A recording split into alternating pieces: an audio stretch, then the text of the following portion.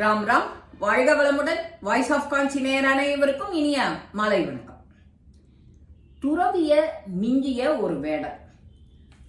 அந்த ஒரு ஊர்ல ஒரு துறவி இருக்கார். அவருக்கு எப்ப பார்த்தாலும் ஒரு சுயநலம் தான். தான் சாப்பிடணும், தான் நன்னா இருக்கணும், தான் நன்னா ட்ரெஸ் பண்ணிக்கணும், இப்படி இதுலயே கவனம் செலுத்துவார். ஆனா அவரு நிறைய பிரேயர் மட்டும் பண்ணி புண்ணிய கணக்கை ஏத்திக்கிறார். இதுதான் அவருடைய சுபாவம். ஒரு சீடன் அவர்கிட்ட, நான் உங்ககிட்ட சீடனா இருக்கேன், நீங்க எனக்கு வாழ்க்கையில வழிகாட்டுங்க, நல்ல விஷயங்கள்லாம் எனக்கு சொல்லி கொடுங்க, நீங்க என்ன சொல்றீங்களோ அதை அப்படியே நான் ஃபாலோ பண்ணி என்னோட வாழ்க்கையில நான் கொண்டு வரேன் அப்படின்னு சொல்றோம். இவர் எனக்கு துணிமணி துவைச்சு போடு, எனக்கு குளிக்கிறதுக்கு தண்ணி எடுத்து வை, எனக்கு சாப்பிட்றதுக்கு காய்கறி கனி வகைகள் எல்லாம் கொண்டு வா, அந்த காட்டுல தேனு தெனை அது எல்லாம் கொண்டு வா அப்படிங்கிறார். இவனும் அசராத தினம் கொண்டு வந்து கொடுக்குறோம். இப்படியே ஒரு 20 நாள் 25 நாள் போச்சு.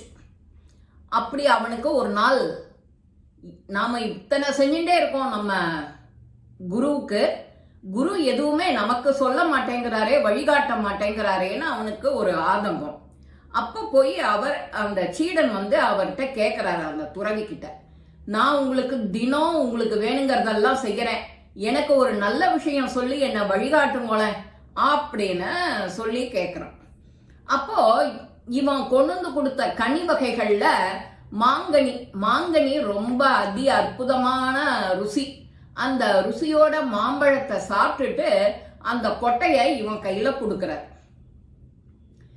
இதுதான் சிவலிங்கம், உனக்கு இத பூஜை பண்ணிட்டு வா அப்படின்னு சொல்லி அவன்கிட்ட அந்த சீடன் கிட்ட கொடுக்கிறார்.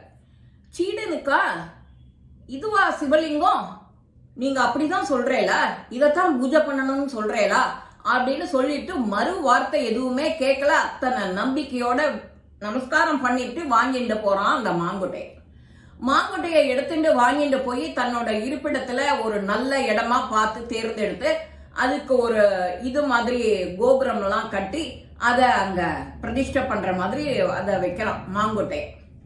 இந்த மாங்கொட்டையை வாங்கி நம்ம இதுக்கு பிரதிஷ்டை பண்ண உடனே இவன் அடுத்தாப்புல என்ன செய்யணும், 4 நாமா சொல்லணும். நம்ம சிவாய வாழ்க, நாதன் தாள் வாழ்க அப்படின்னு சொல்றோம். அவனுக்கு தெரிஞ்சது ஓம் நம சிவாயா, ஓம் நம சிவாயா அப்படின்னு அங்க இருக்கிற பச்சை இலை, அந்த வில்வ இலை, பூ எல்லாத்தையும் போட்டு இப்படி சொல்லிகிட்டே இருக்கான். கையில நம்ம கிட்ட என்ன கிடைக்கிறதோ அதெல்லாத்தையும் வச்சு அபிஷேகம் பண்றான். மஞ்சள், தெனமாவு, தேனு, கல்கண்டு, பழ வகைகள் நிறைய கிடைக்கும். பழத்தால அப்படியே அந்த மாங்கொட்டைக்கு அபிஷேகம் பண்றான். அந்த மாங்கொட்டை எச்சல்னு அவன் நினைக்கவே இல்லை. குரு சொல்லிட்டார், குரு சாப்பிட்டு கொடுத்தது அதுதான் சிவலிங்கம் அப்படின்னு அவன் மானசீகமா அப்படியே நம்பி அதை அப்படி சின்சியரா செய்யறான். இவன் நிவேதனம் பண்ணி வைக்கிறான். அபிஷேகத்தை பண்ணிட்டு பூவால அர்ச்சனை பண்ணிட்டு நிவேதனம் வைக்கிறான். நாம தினம் நிவேதனம் வைக்கிறோம், சுவாமி சாப்பிடவே மாட்டேங்கிறாரு அப்படின்னு இவனுக்கு ஒரு வருத்தம். அவன் வருத்தத்தை துணிக்கிற மாதிரி கேட்ட மாதிரியே அந்த சுவாமி அது எல்லாத்தையும் அந்த இடத்துல இருந்து மறைச்சு விடுறார். நிவேதனத்துக்கு என்னென்ன வைக்கிறானோ, கல்கண்டு, திராட்சை, தெனமாவு, என்னென்ன வைக்கிறானோ எல்லாத்தையும் அவனுக்கு அங்க வச்சு விடுறார். அது காணாம மறைஞ்சு போயிடுறது. அவன் கண்ணுக்கு தெரியல. ஆகா, நம்ம வைக்கிறத சுவாமி ஸ்வீகரிச்சுக்கிறாரு, எடுத்துக்கிறாரு அப்படின்னு அவனுக்கு ஒரே சந்தோஷம். இது ஒரு நாள் இல்ல, 2 நாள் இல்ல, அவனுக்கு தொடர்ச்சியா எப்பப்பெல்லாம் பூஜை பண்றானோ இது நடந்துட்டே இருக்கு. இவனுக்கு சந்தோஷத்துல அப்படியே குரு கிட்ட போய் சொல்றான். குருவுக்கு நமஸ்காரம் சொல்லிட்டு, நீங்க கொடுத்தீங்க இல்லையா மாங்கொட்டை, அதுக்கு நான் பூஜை பண்ணிட்டு இருக்கேன், அபிஷேகம் பண்றேன், நான் நிவேதனம் பண்ணினா அதுவும் அதை சாப்பிட்டு விடுறாரு எல்லாத்தையும், எனக்கு அவ்வளவு அனுகிரகம் கொடுக்கிறார், ஆசீர்வாதம் பண்றார் அப்படின்னு சொல்றான். எங்க என் கண்ணு முன்னாடி நீ பண்ணி காட்டு அப்படிங்கிறான். அவ்வளவுதானே அப்படின்னு சொல்லிட்டு அந்த மாங்கொட்டையை எடுத்துன்னு அதை பண்ணி காட்டிட்டு நிவேதனம் பண்ணி காட்டுறான். எல்லாம் மாயமா மறைஞ்சு போயிடுது. அப்போ என்னை விட இவன் வசந்தமான பக்திமானா அப்படின்னு அந்த துறவிக்கு ஒரு சந்தேகம் வந்து ஒரு பொறாமை வருது. இவன் சந்தேகப்பட்டு பொறாமப்பட்ட உடனேயே அந்த மாங்கொட்டை லேசா பறக்கிறது. இப்படி மேல மேல இப்படி உயர பறக்கும் போதே இவன் போய் அதை அமுக்கி பிடிச்சு நோடுறான். என்னை விட்டுட்டு போயிடாதே அப்படின்னு அவன் அமுக்கி பிடிச்சிக்கிறான் இந்த வேடன், இந்த சீடன். இந்த சீடனை அமுக்கி பிடிச்சிட்ட உடனே சீடனோடையே மேல போயிட்டே இருக்கு. நாமதேவர், துக்காராம் இவாள்லாம் பக்தியில எப்படி இது பண்ணாலும் அப்படி போயின்னு இருக்கும்போது இவனும் அந்த மாங்கொட்டையோட மேல போகவும் அவனுக்கு மோட்சம் கிடைக்கிறது அப்படின்னு இந்த துறவி நினைச்சிட்டு அந்த சீடனோட காலை பிடிச்சிட்டு அவரும் பறக்கிறார் மேல. 3 பேரும் போயின்னு இருக்கு. மாங்கொட்டை, இந்த சீடன், இந்த துறவியும் அவனோட காலை பிடிச்சிட்டு ஏறிட்டார். நமக்கு கிடைக்காத அனுகிரகம் அவனுக்கு கிடைச்சிருக்கு, அவனை பிடிச்சிட்டே நாமளும் சொர்க்கத்துக்கு போயிடுவோம் அப்படிங்கிற எண்ணம் அவருக்கு.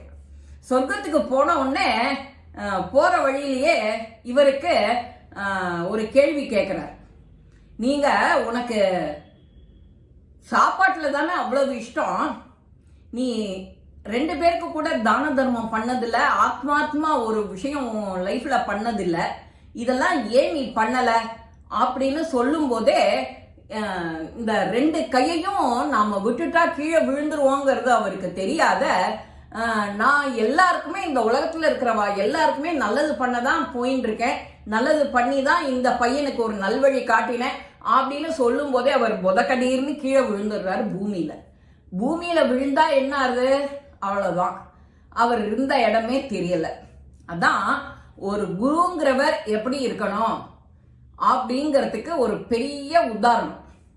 இப்படிதான் இருக்கணும், நாம நமக்காக வாழாம அடுத்த வாழ்க்கை ஒரு சின்ன ஆறுதலான 2 வார்த்தை பேசினா கூட ஒரு நன்னா இருக்கிற மாதிரி இருக்கணும், அவ்வளவுதான் வேணும். அந்த விஷயங்களை அவ பார்த்து அவளும் சந்தோஷிக்கிற மாதிரி இருந்ததுன்னா உனக்கு ஒரு திருப்தி வரும் இல்லையா. இன்னைக்கு ஒருத்தரோட பேசினேன், அவ மன பாரத்தை நான் என்னால முடிஞ்ச அளவுக்கு குறைச்சேன் அப்படின்னு சொன்னா இதுவும் ஒரு சேவை தான். இது தேவை. இந்த காலத்துல நிறைய பேர் தனிமையில இருக்கா, குழந்தைகள் பிள்ளைகள் விட்டுட்டு போய் அந்த மாதிரி கஷ்டப்படுறா. அப்போ நீங்க கூட உங்களோட ஃப்ரீ டைம் ஒரு 1/2 hour ஒதுக்கி கூட நீங்க எங்கேயான ஒரு ஆசிரமத்துக்கு போய் ஒரு 10 பேர்கிட்ட குச்சலம் விசாரிச்சு அவளை அன்பொழுக பேசினாலே அவ அவ்வளவு சந்தோஷப்படுவா இன்னைக்கு காலகட்டத்துல. இது யாருக்கெல்லாம் செய்ய முடியுமோ செய்யலாம். அது நீங்க ஒருத்தர் மட்டும் போகணுங்கிறது இல்லை. உங்க குழு, உங்க ஏரியால ஒரு 4 பேர் உங்களை மாதிரி சேர மாட்டாளா, அந்த 4 பேருமா சேர்ந்து நீங்க போனெல்லாம் அவ ரொம்ப சந்தோஷிப்பா. இந்த மாதிரி அடுத்தவ சந்தோஷத்துக்காக நாம வாழ்ந்து நம்மளுடைய பக்தியையும் வளர்த்து அடுத்த வாழ்க்கை ஒரு இது பண்ணினோம்னா நமக்கு நிச்சயம் மீண்டும் பிறப்பு வாய்ப்பே கிடையாது. பிறப்பு இறப்பு சுழற்சியே கிடையாது. அதுல இருந்து நீ தப்பிச்சுடலாம். என்ன ஒரு சின்ன சான்ஸ் கிடைச்சதுனாலும் உங்களை தேடி வந்ததுன்னா அதை மிஸ் பண்ணாத, அதை யூஸ் பண்ணிக்கணும். எப்படி யூஸ் பண்ணிக்கணும்னு யோசிச்சு அதை யூஸ் பண்ணிக்கோங்க. இந்த மாதிரி கதைகள், சின்ன சின்ன ஐடியாக்கள்லாம் நீங்க தான் பண்ணணும். நம்ம வயசுக்கு ஏத்த அனுபவம் வேணும். அனுபவத்துல இந்த மாதிரி எல்லாம் செய்யணும். அது செஞ்சாலே நமக்கு பாதி புண்ணியம், நமக்கு பாதி பயம் கிடையாது வாழ்க்கையில. அது மட்டும் உறுதியா சொல்ல முடியும். இந்த பதிவு உங்க எல்லாருக்குமே பிடிச்சிருக்கும். லைக் பண்ணுங்க, ஷேர் பண்ணுங்க, பெல் பட்டனை கிளிக் பண்ணுங்க, சப்ஸ்கிரைப் பண்ணுங்க, கமெண்ட்ஸ் பாக்ஸ்ல கமெண்ட்ஸ் போடுங்க. ஸ்ரீ மகாபெரிவா திருவடிகளே சரணம். நல்லதே நடக்கும். ஆனந்தமா இருப்போம் நண்பர்களே. வாழ்க வளமுடன்.